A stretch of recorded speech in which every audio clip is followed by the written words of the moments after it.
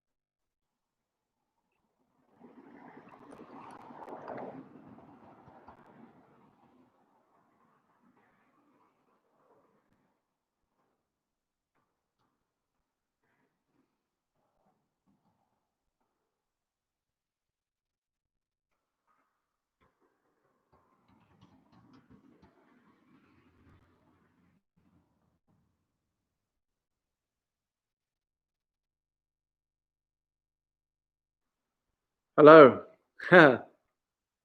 How's that? Can you hear sound? Got sound? Beautiful. Okay. Yeah, I'm sorry about that. I have no idea what happened. I'll just leave a message.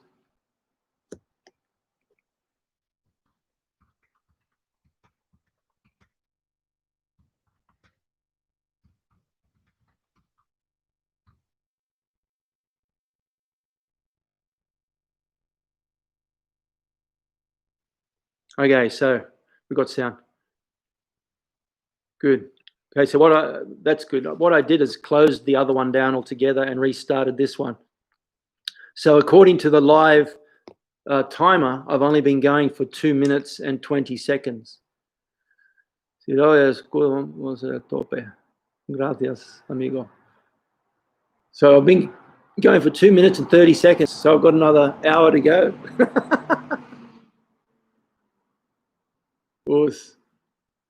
So I'm going to close that one down. I'll close the other one down for now, and I'm here now. Okay, sorry about that, guys. It happens, I guess. Yeah, it worked. It worked. I'll have a little more. Would you like me to keep reading, or is that enough? And did you want to have a little bit of a chat? I can keep reading. I've just got a little bit more to go. That's good. Look, let me, my back. Yeah, my back and your back, Mike. Thanks for coming back, guys. Yeah, that's nice of you to come back. So what I'll do is I'll keep reading. Remember, I was talking. Let me go back a little to this section. Okay, this section is called Ask the Right Questions. When I was 17, I lived in Japan and trained with my mentor, Maso Yama. The famous Ikebukuro dojo was full of students coming and going all day, training in one of the 3 daily sessions. It was competitive, and for a young and inexperienced lad in an unfamiliar environment, sometimes intimidating. In time, I got to be friends with many of the students as we trained hard and challenged each other's skills. There was one instructor, Matsuda Toru Senpai,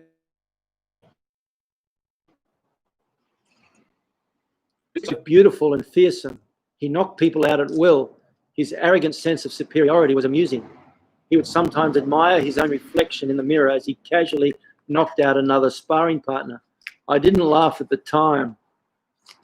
One day he said to me, "How would you beat me?" This is after training. And we were in the change room down in the basement.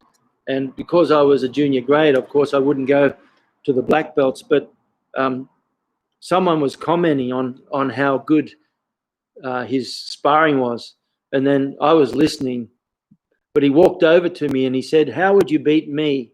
And I wasn't sure what the point of the question was. And having seen the beatings he had dished out to some, I wasn't planning a challenge quite yet. I replied, "I don't know." He laughed and said, "That is what you should ask every day. Reflection in the mirror and ask yourself, how would I beat me?"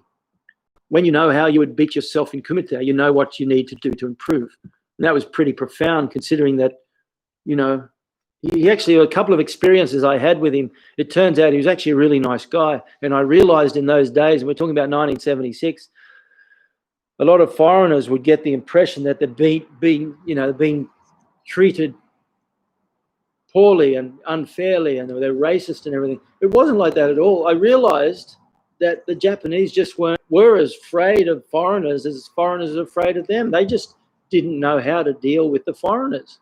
And in 76, there weren't a whole lot of them around, So when someone would walk in the dojo, of course, their mentality goes to, well, I'm going to have to deal with this, So I realized he was actually, because he used to beat up other Japanese people more than he'd beat up the foreigners. He's actually be a nice guy. So he said, when you know how you would beat yourself in Kumite, you know what you need to do to improve. So ask yourself the same question.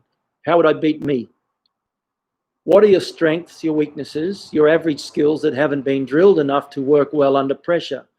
This is your starting point for every training plan. No one knows you as well as you do. If you have to face yourself in a competition, what would your plan A be? What would your pre-match strategy be?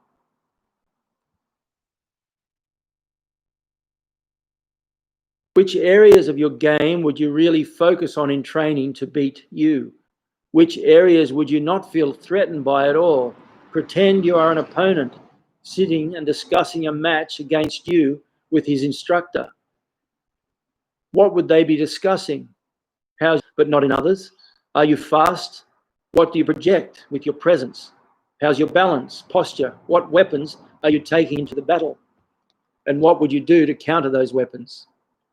This kind of honest self-reflection will help to reveal exactly what you need to be focusing on in your training plan. It clarifies your reality. It doesn't mean, for example, that you give up if you are simply not an outstanding kicker with an incredible flexibility. What it does mean, though, is that you absolutely must address any shortcomings in your strategic plan by either making your weaknesses strengths or developing a strategy to counter an assault on that weakness. If you are not effective or not strong enough in some area, you can be sure that your opponent knows and will be creating a strategy around those weaknesses. Those shortcomings in your training plan is smart. Get comfortable conformity. Mastery is removing all obstacles and blockages, physical, mental, technical, emotional, and spiritual. And the main obstacles are those of the ego. We are very good at avoiding questions we may not like the answers to, or situations that expose our emotional extremes. Yet there are no quicker ways to overcome weaknesses than taking ownership of them by asking the right questions. My uncle used to say, if you don't like the answer, don't ask the question. He was a very successful businessman, and he had hundreds of people working for him. And if someone asked him a question at a meeting, he'd give them the truth, and often that truth was very, very confronting. And that's, you just say, if you don't like the answer, don't ask the question. Asking the right questions means learning to accept the answers, no matter how uncomfortable they may appear to be. Don't take anything personally. With the right attitude, every answer is a learning experience. That is one reason why using video as a training tool is so valuable. The ego is a non-starter. The video hides nothing, and all strengths and weaknesses are revealed without the prejudice or of emotional charge. It's like that. There's an American commentator who'll say to people, he'll give facts and they'll get angry and upset with him. And he'll go, why are you getting emotional over facts? He says, the fact is, truth doesn't care about your emotions. I think that's kind of funny, because you see all these political arguments going on and everyone's emotions get in the way. And, unless you agree with them, they get angry and call you something. But the fact is, opening the door to an honest search for mastery is not always pleasant, but you can get used to it. And when you do, it is as though a veil has lifted forever.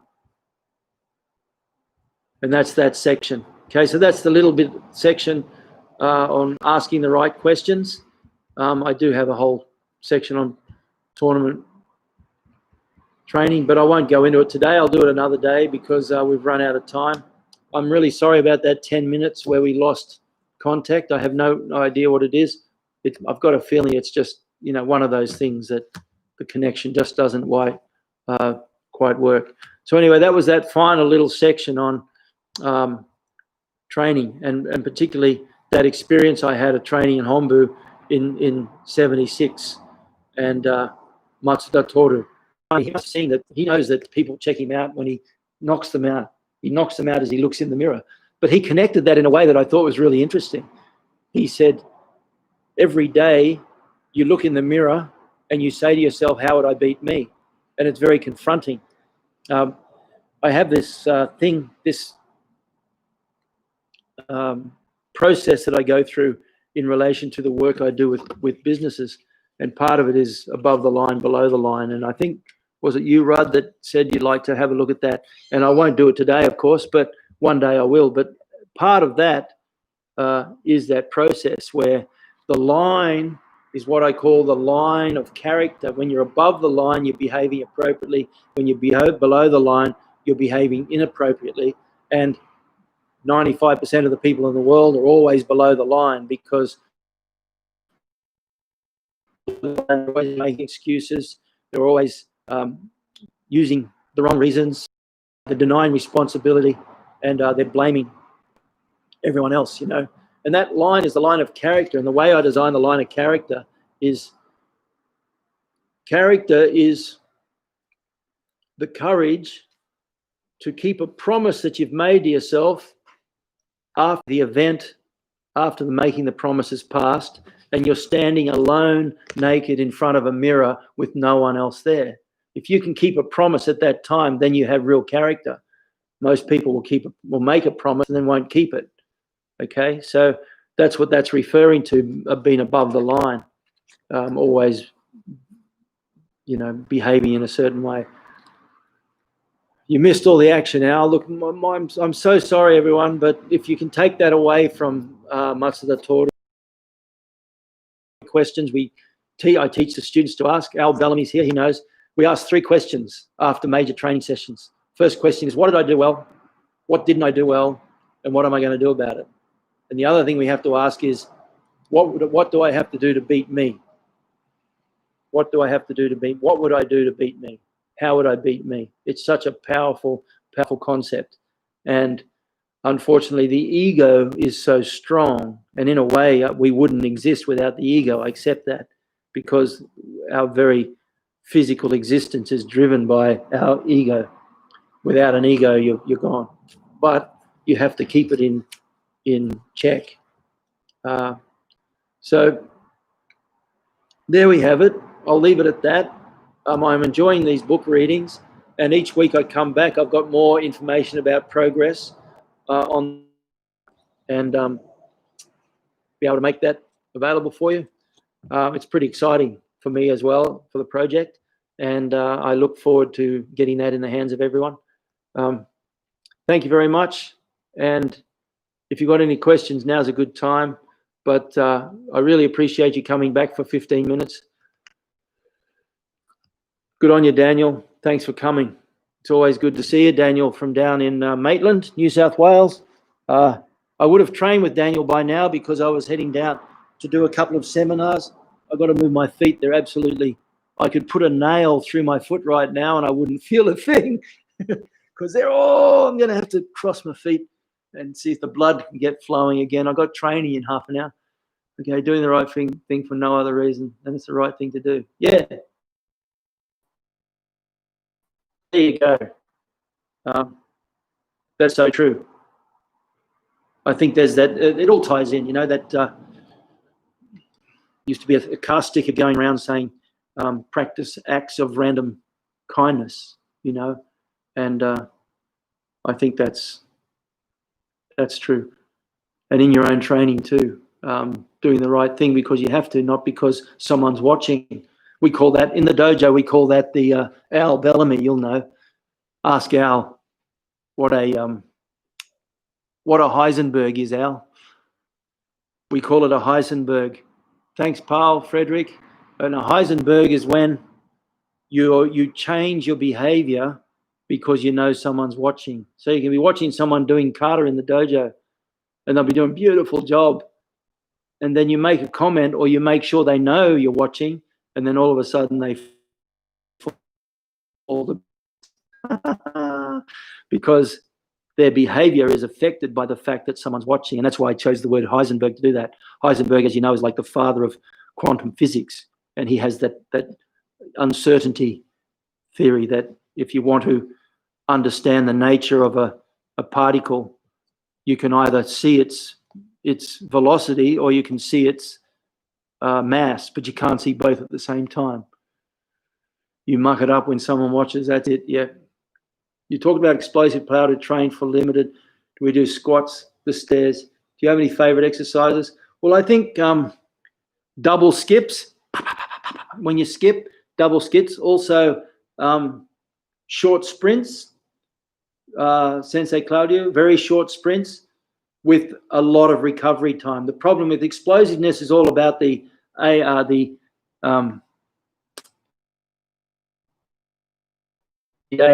system. It's been a long time since I've been doing sports science, but you need to use the alactic system, which means when you're training, if you start to get tired, well, you're no longer using the alactic system. You're now going into the lactic system. So very short sprints, short explosive sprints are very good. In the dojo, anything that creates the need to jump explosively. So you get someone to bundle down on the ground and someone else doing single leg jumps over them, one over and back, like that. That's very good for explosiveness in the legs.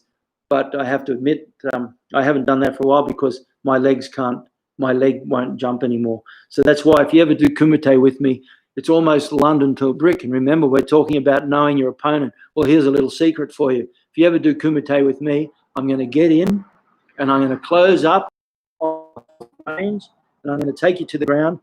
Because if I try and stand there and kick and punch, you just smash me.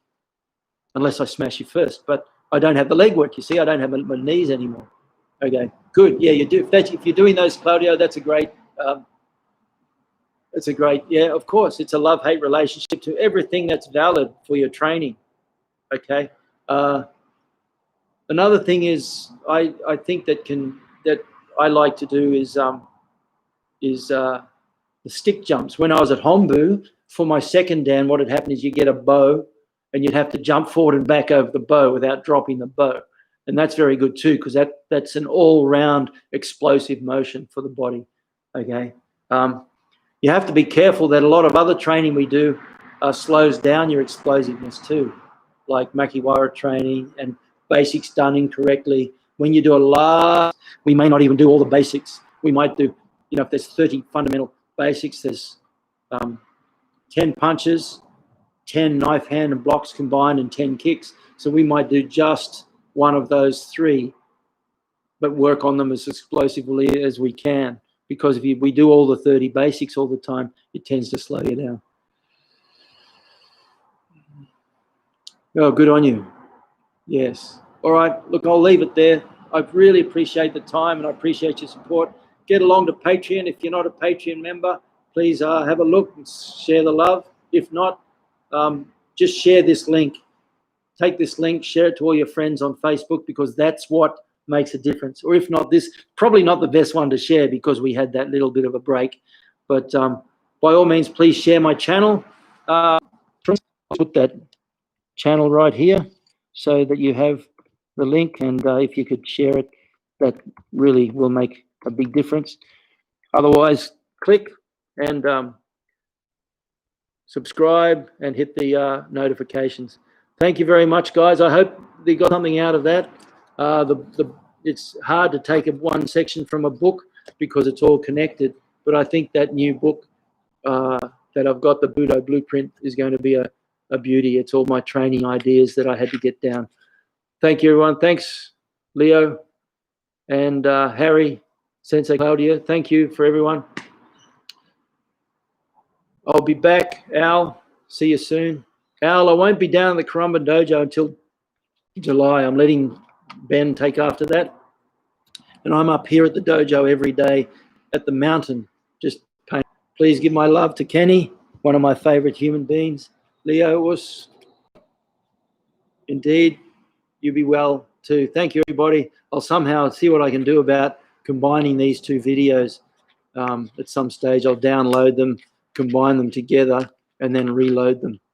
That won't be too hard to do. It'll just take a week or so. Thank you, everyone. Us. And we'll see you Monday for some training. Us.